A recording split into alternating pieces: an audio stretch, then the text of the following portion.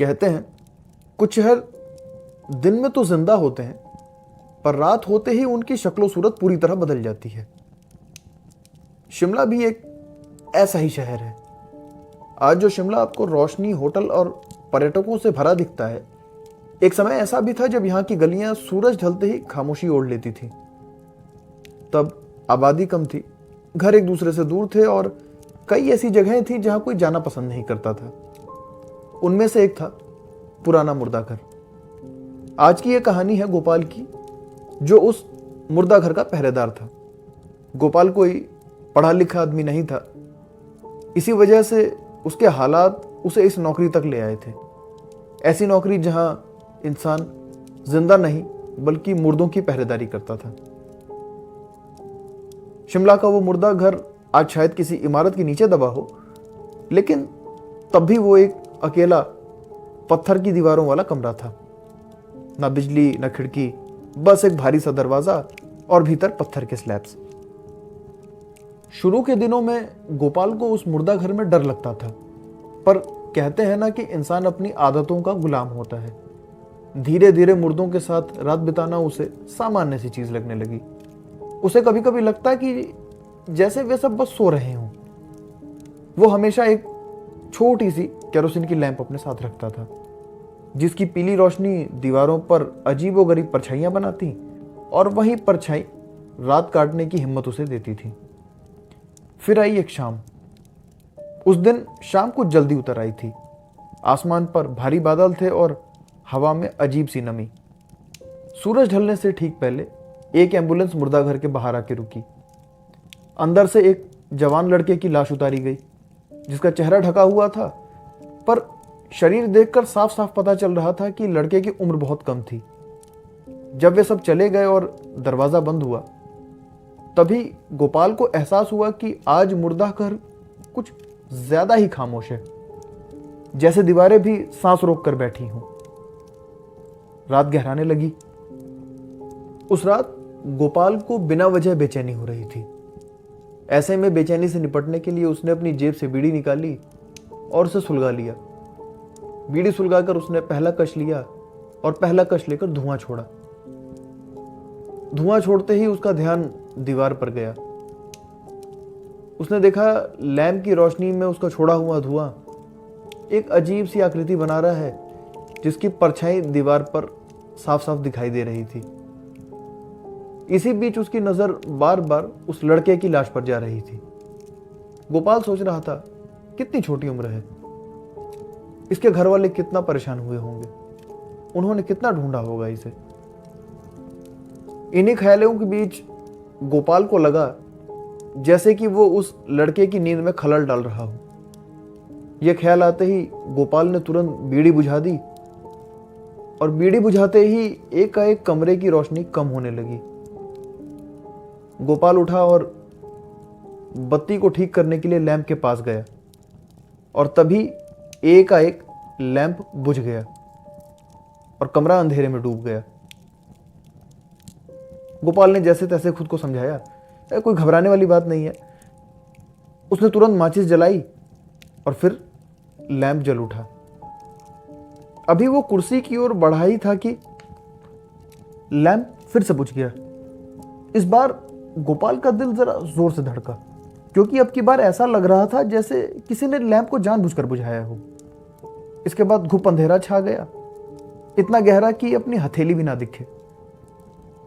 उसने अभी अपना कदम बढ़ाया ही था कि उसे अपने कंधे पर एक स्पर्श महसूस हुआ, कुछ ठंडा सा।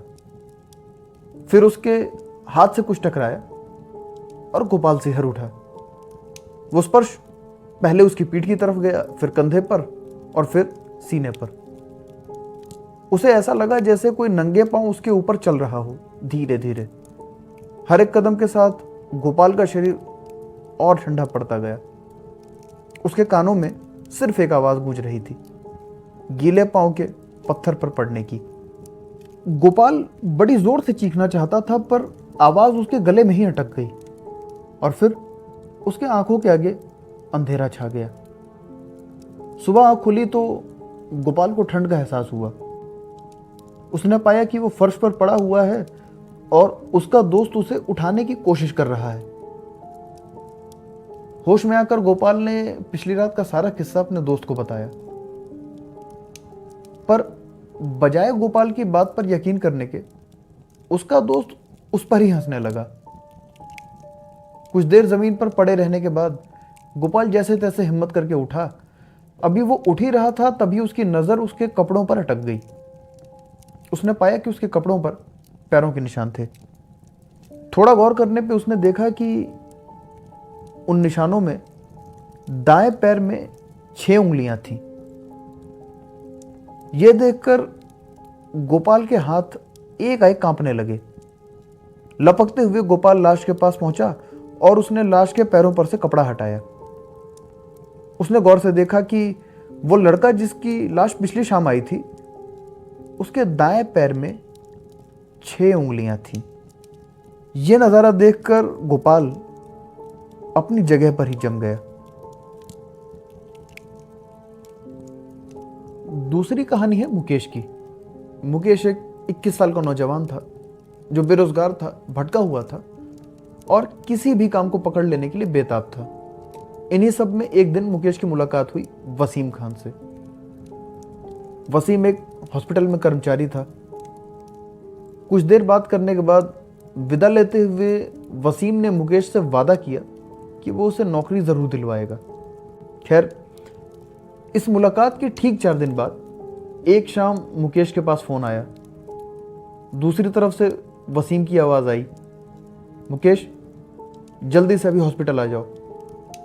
बिना वक्त गंवाए मुकेश हॉस्पिटल पहुंचा और वसीम ने उसके कंधे पे हाथ रखते हुए कहा, मुकेश ड्यूटी है इस मुर्दा घर में नाइट गार्ड की और तनख्वाह होगी 8,000 रुपये।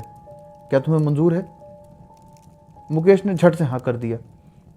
इसके बाद वसीम ने एक शख्स की ओर इशारा करते हुए कहा, बाकी फाइनल ज्वाइनिंग के लिए एक काम करो, उस शख्स से मिलो।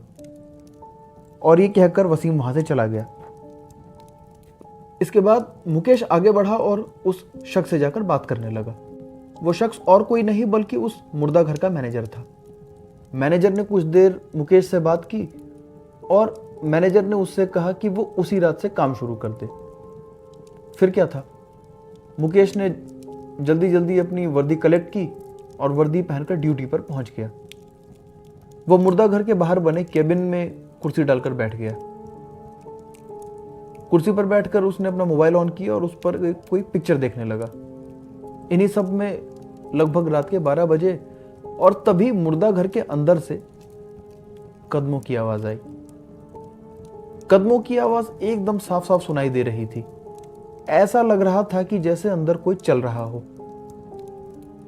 कदमों की आवाज सुनकर मुकेश ने हिम्मत जुटाई और वो कमरे के अंदर गया, पर अंदर कोई नहीं था तो सिर्फ एक खाली स्ट्रेचर।